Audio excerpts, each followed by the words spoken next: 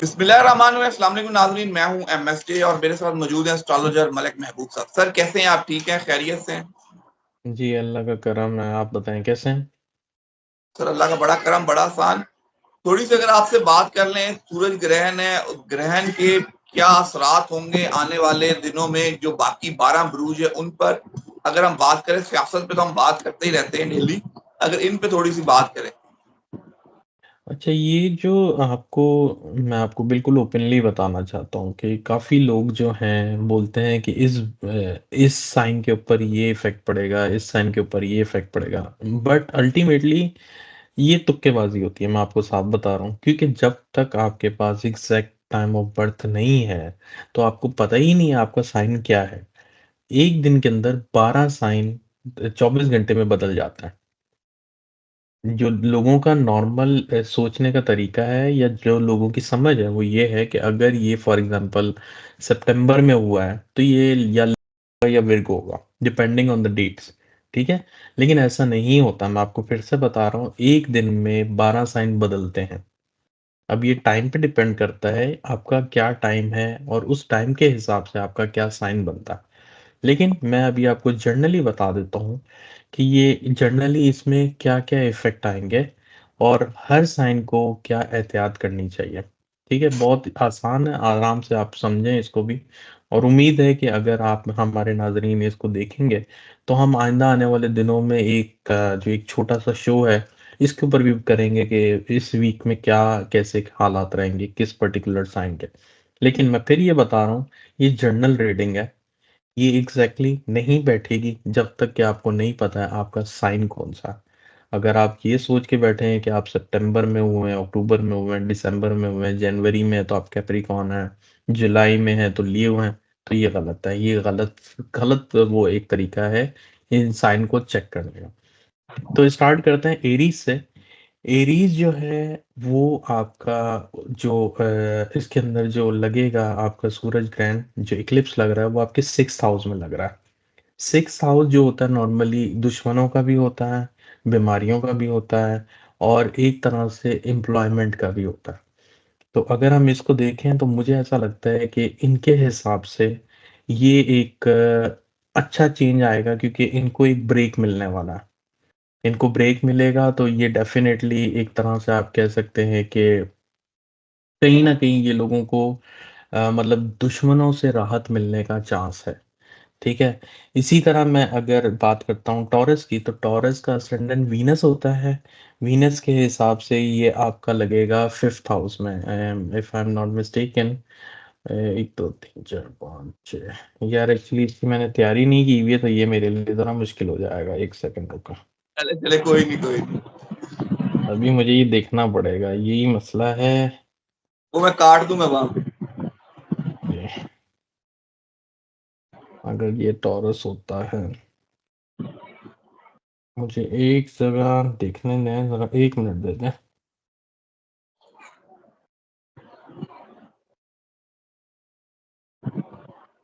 5th में और फिर 3rd वाला 4th में लगेगा।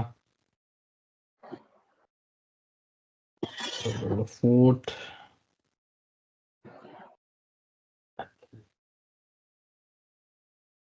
अच्छा, तो जो टॉरस असेंडेंट है इनके 5th हाउस में लगने वाला है। 5th हाउस जो नॉर्मल होता है वो क्रिएटिविटी का होता है। इसके अलावा आपका आप कह सकते हैं कि इसके अंदर आपकी स्किल्स भी आते हैं। उसमें थोड़ा-सा लव और रोमांस का भी चांस होता है और इसमें बच्चों का भी वो मतलब इनके ऊपर असरात आता है। लेकिन इसमें जो अल्टीमेटली गोल मुझे दिख रहा है उसमें आपको जो है अपने अगर आप डेफ़िनेटली आपके बच्चे हैं तो आपको बच्चों का ध्यान रखना पड़ेगा और अगर आप पढ़ रहे हैं तो डेफ़िनेटली आपकी एजुकेशन पे असर आने वाला है। इसके बाद हम आते हैं जेमिनी में। जेमिनी में ये 4th हाउस में लग रहा है। अगर ये 4th हाउस के हिसाब से देखें तो ये आपके घरेलू मामलात में प्रॉब्लम आएगी और ये भी पॉसिबिलिटीज़ है कि आपकी जो वालिदा है, उनकी सेहत को असर पड़ सकता है। तो आप अपने इन मामलात को ज़रा गौर से देखें। इसके बाद अगर हम चलें लियो पे, तो लियो वालों के अगर मैं देखता हूँ सॉरी जेमिनी के बाद कैंसर पे आता है। कैंसर को देखता हूँ तो कैंसर के हिसाब से ये आपके 3rd हाउस में आ रहा है। थर्ड हाउस नॉर्मली कम्युनिकेशन का होता है और अपने छोटे बहन-भाइयों का होता है। तो अगर आप इसको देखें तो इसमें ऐसे मामलात हैं कि आपके कम्युनिकेशन में डिस्टर्बेंस होगी, जो आप बात कर रहे हैं वो अगला बंदा नहीं समझ पाएगा, या आप थोड़ी एग्रेसिव बात करेंगे जिसकी वजह से आप कह सकते हैं कि जो अगला बंदा है वो आपको गलत समझे। इसके बाद आते हैं हम लियो पे। लियो के ये सेकंड हाउस में आ रहा है। सेकंड हाउस नॉर्मली खाने-पीने का भी होता है और आँखों का भी होता है। तो आप कोशिश करें कि अपने डाइट पे ध्यान रखें कि आप क्या खा रहे हैं, या आपको फूड पॉइज़निंग के चांसेस हो सकते हैं। तो अगेन मैं आपको ये बता रहा हूँ, ये जनरल रीडिंग है, सब पे इम्प्लीमेंट नहीं होगी, डिपेंड करता है आपकी कौन-सी दशा चल रही है, कैसे मामलात हैं, तो ये उसके हिसाब से चलता है। इसके बाद अगर हम विर्गो की बात करें तो विर्गो असेंडेंट जो है वो उसके फर्स्ट हाउस में आ रहा है। इसका मतलब ये है कि ये डेफ़िनेटली जो आपके मामलात हैं, ये काफ़ी डिस्टर्ब करने वाला है। ये ऐज़ अ होल आपकी बॉडी पर लगने वाला है। आपके ये कह सकते हैं सेल्फ सेंटर्ड जो बॉडी है आपके, मतलब पूरे जिस्म पे कोई भी मामलात हो सकते हैं। खुदा ना ख़ास्ता आपका किसी के साथ हादसा हो सकता है, एक्सीडेंट, अल्लाह ना करे ऐसा हो। लेकिन इसमें आपको ज़रा सबसे ज़्यादा डैमेज विर्गो साइन होने वाला है इस दफ़ा।